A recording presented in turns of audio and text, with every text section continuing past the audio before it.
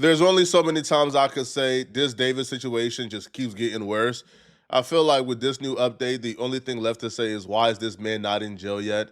Why is LAPD dragging their feet? How do we not have enough yet to lock David up? I feel like at this point it's pretty clear like who killed Celeste. It's pretty clear what the plans was for Celeste. DA, clearly she thinks David did this, but there were more than one or more than two people who had some knowledge of it.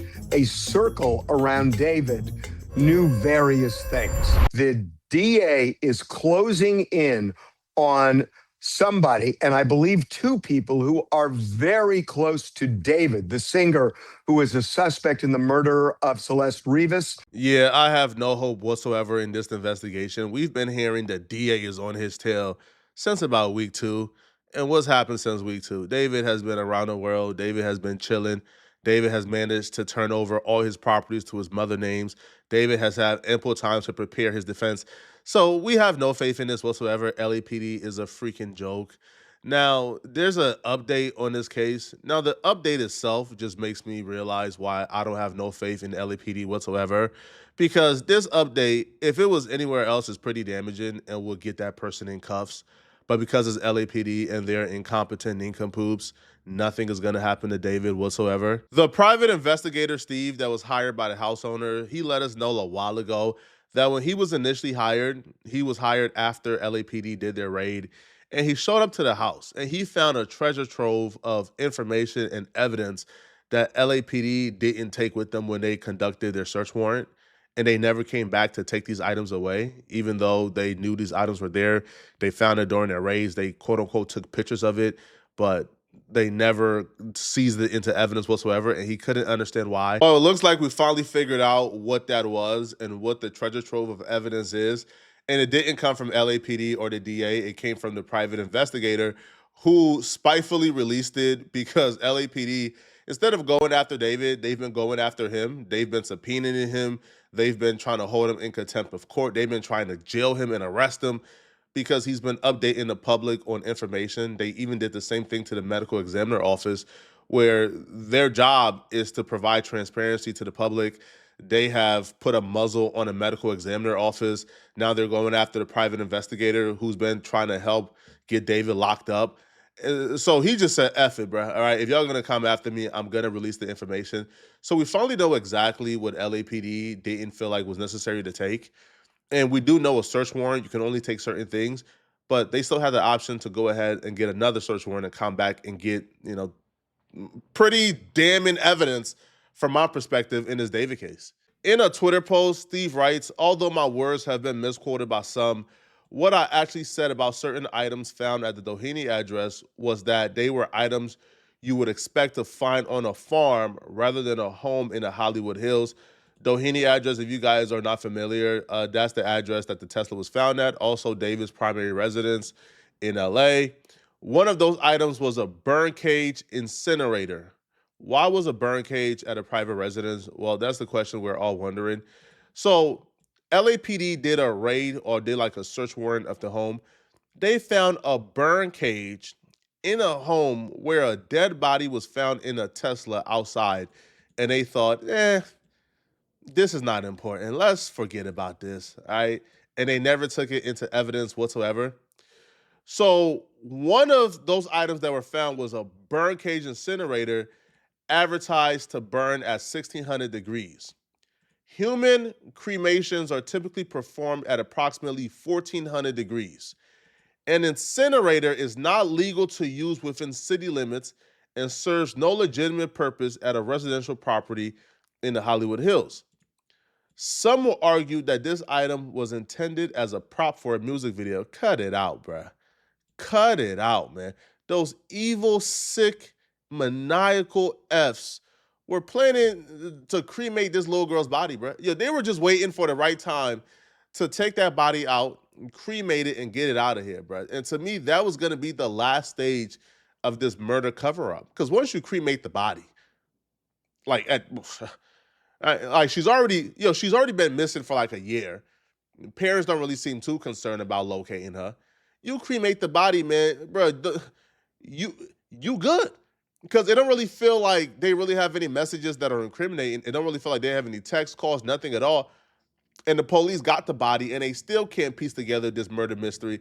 If you would have cremated her, it would have been over with, bro. All right, it's done. Now, yeah, some will argue this item was intended as a prop for a video. If that were the case, it raises several obvious questions. Why do a 55-pound burn cage be delivered to a private residence instead of directly to a prop designer or production house? Why would it be ordered before departing on an extended world tour? And why was it never used in any video production? It is also important to note that there were additional items present that could be used in conjunction with the burn cage. What those items were, well, we would never know.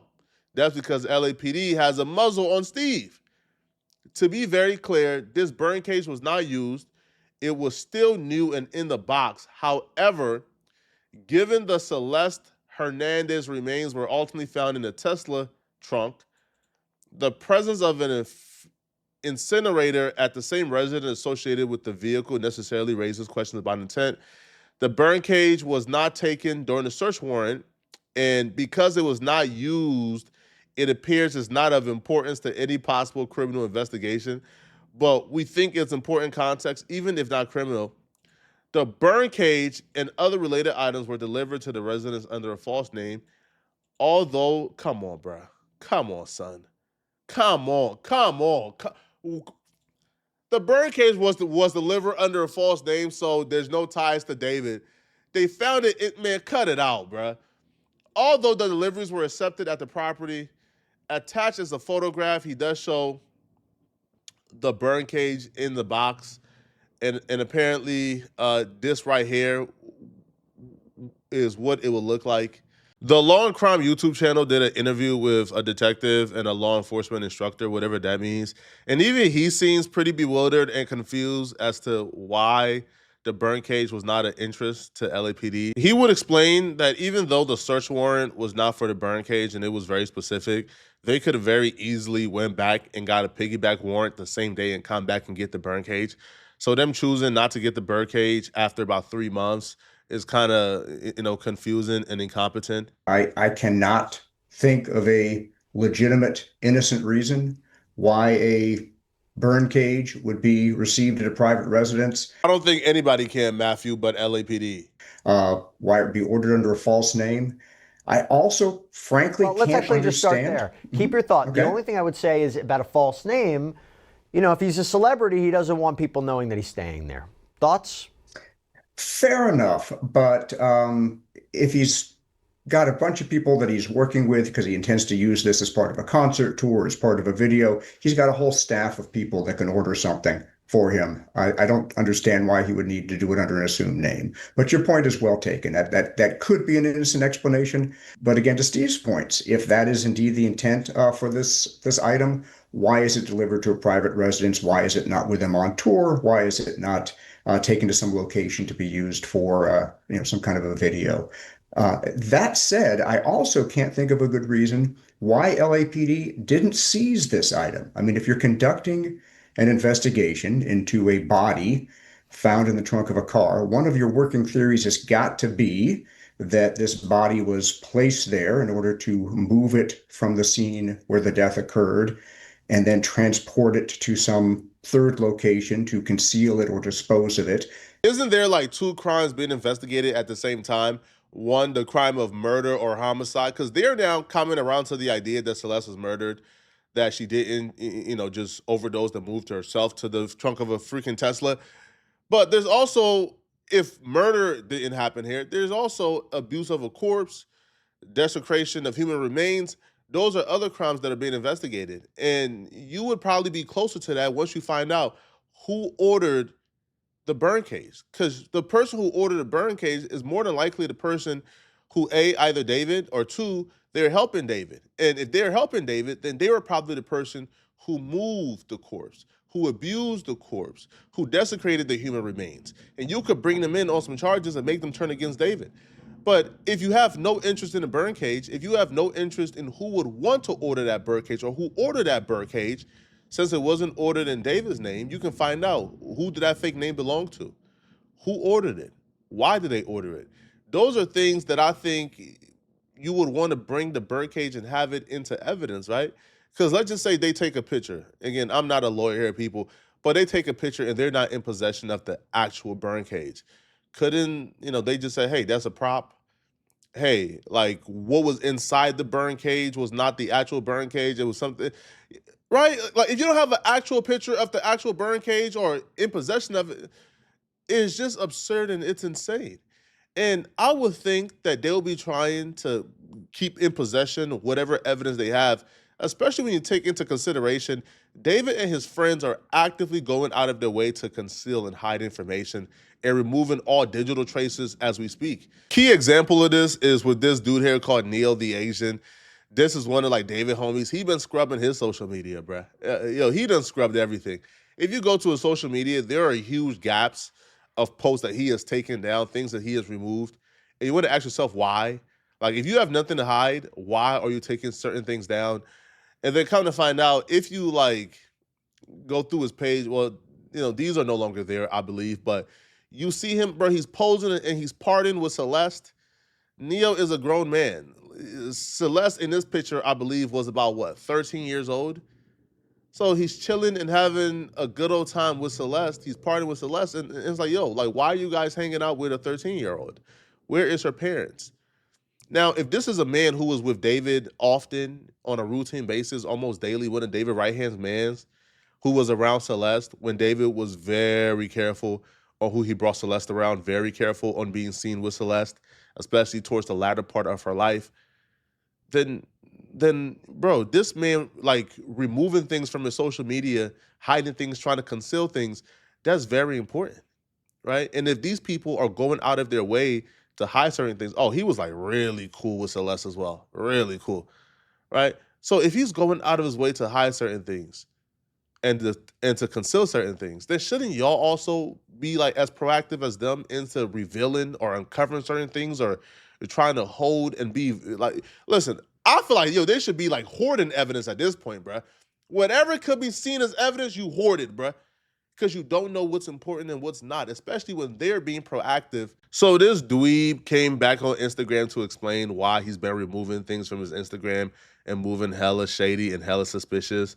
And he writes, I mean, yeah, eventually I'm going to say something, but I kind of hate forcing myself into solitude because people on the internet assume the worst in people and will make up legit anything out of nothing. So eventually I'll say something when I'm ready. Love all the real people that have been kind to me and don't make false assumptions. Bro, it's not really hard to explain. Hey, bruh, I was with David. He was hanging out with this chick. They did have an intimate relationship. David is a pedophile, right? Like David is R. Kelly Jr. Lock him up. It's not really hard, bro. You should be on the right side of things, especially in this time when you know David about to get arrested. You know. Rather it takes 5, 10, 20, 30, because there's no statute of limitations on murder, buddy. You know things is crumbling down. Turn on this man and say everything you know. Because I'm sure somebody who was around Celeste and David, I'm sure you know when Celeste passed away. I'm sure you know how Celeste passed away.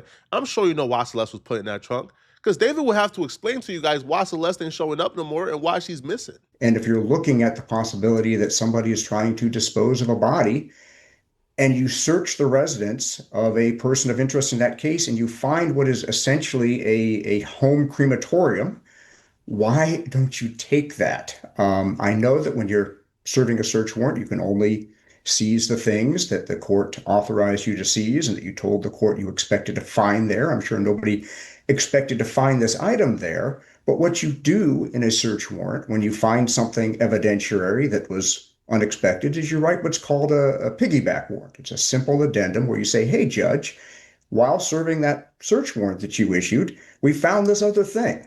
We think it's evidence. We'd like to seize that too. It's a typical one-page addendum that's tacked onto your warrant. I've never seen a judge not sign one of those, and I don't know why that wasn't done in this case. Because LAPD are incompetent nincompoops.